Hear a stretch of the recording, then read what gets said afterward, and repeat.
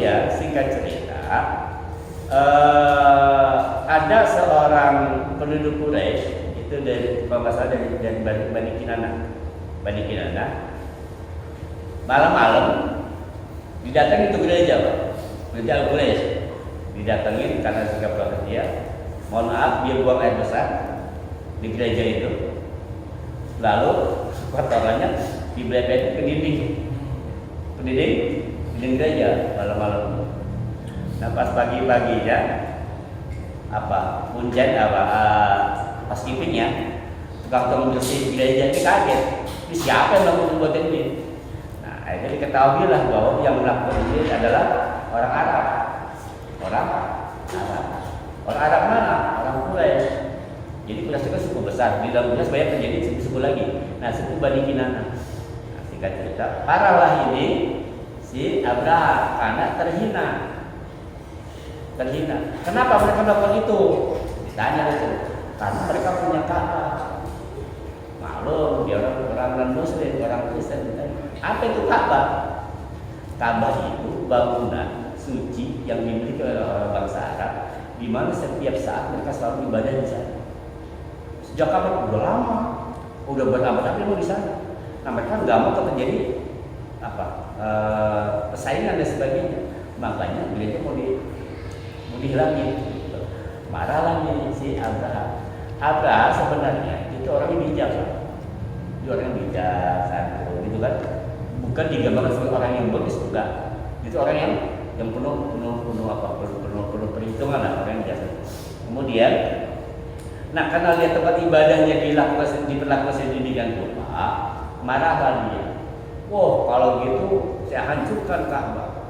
Tuh awal ceritanya. Jadi karena memang kalau lihat dari sini seolah-olah orang Arab yang salah ya, seolah-olah gitu kan. Tapi sebenarnya ada pemaksaan tuh orang-orang Arab harus ke Yaman untuk masuk ke agama Kristen. Nah singkat cerita akhirnya dikumpulkanlah pasukannya Abraha. Nah ketika sudah terkumpulkan sebenarnya di Yaman itu sama perjalanan itu terjadi perlawanan ya, terjadi perlawanan dari bangsa Arab. Namanya Zenoval kalau yang memimpin pasukannya itu namanya Zenoval. Terjadilah peperangan antara Abraha sama Zenoval dan Khamsa'ah itu ada dua suku yang paling berkuasa di Arab, paling kuat. Jadi paling kuat suku itu adalah 22 suku itu. Nah, berhadapan dengan Abraha itu berbulan-bulan, hampir 2 bulan 3 bulan akhirnya Zenoval kalah, ditawan, disandra.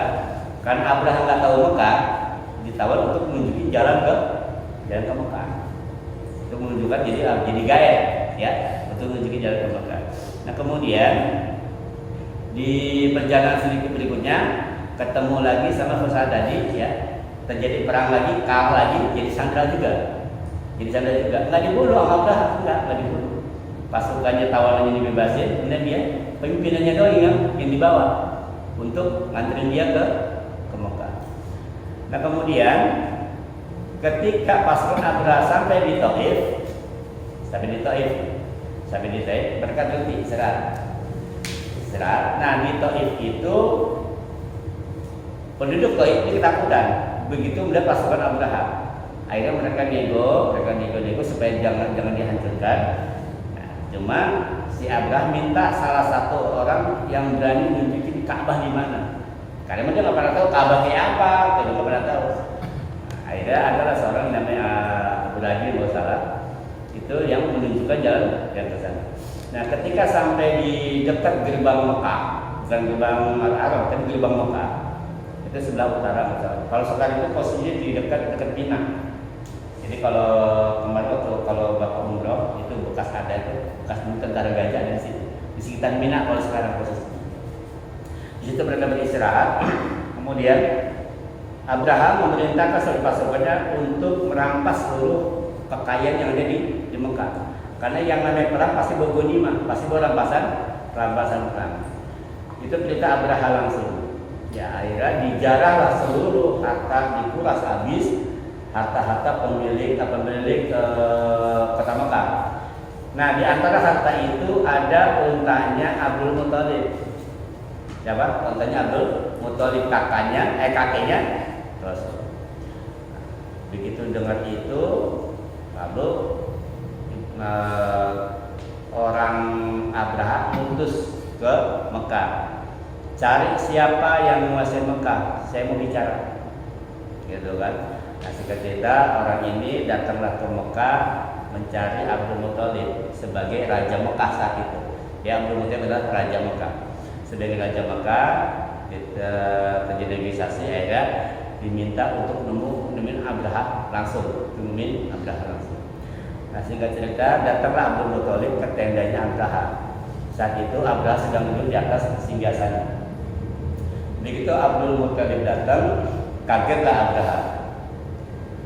Kenapa kaget? Ternyata Abdul Muthalib itu orangnya ganteng, putih, tinggi, berwibawa, karisma luar biasa. Sampai Abraha itu sampai dok gitu. Baru kali ini seumur hidupnya dilihat orang yang punya karisma sangat luar biasa. Abdul Muthalib gak banyak ngomong, datang masuk ke tenda langsung duduk di permadani. Nah, Abraha melihat Abdul Muthalib sedemikian rupa, turun dari singgasananya, Pak. Duduk bareng sama Abdul Muthalib. Baru kali itu seumur hidupnya, kata pasukannya juga, baru kali itu ada raja turun dari singgasana duduk bareng tamu. Sebelumnya nggak pernah kejadian. Itulah luar biasanya karismanya Abdul Muthalib. Memang Abdul Muthalib orang terhormat. Kenapa? Orang melihat Abdul Muthalib itu sangat terkesima karena karisma tinggi. Karena di dalam jiwanya itu ada Nur Muhammad. Jadi mulai dari Nabi Muhammad ke Abdullah, Abdul Muthalib, Hashim terus ke atas itu membawa Nur Muhammad. Makanya ini orang-orang yang garis lurus ke atas itu orang terhormat semua, tokoh besar. Nabi Muhammad itu adalah tokoh besar, anak raja, cucu raja kalau dilihat dari Abdul Muthalib. Gitu kan, bangsawan. Nah, begitu melihat Abdul Muthalib duduk di bawah, ini Abraha turun. Ya, turun, duduk berdampingan dengan Abdul Muthalib. Terus ditanya, "Kamu siapa?" "Si Abdul Muthalib." "Kamu yang mimpin Mekah?" "Iya." Bilang, "Saya datang tidak untuk perang," kata Abraha. "Saya datang tidak untuk perang, saya datang hanya mau ngancurin Ka'bah, sudah. Penduduk kamu selamat, gak bakal tumpah darah setetes pun. Saya cuma datang mau ngancurin Ka'bah." Apa kata Abdul Muthalib?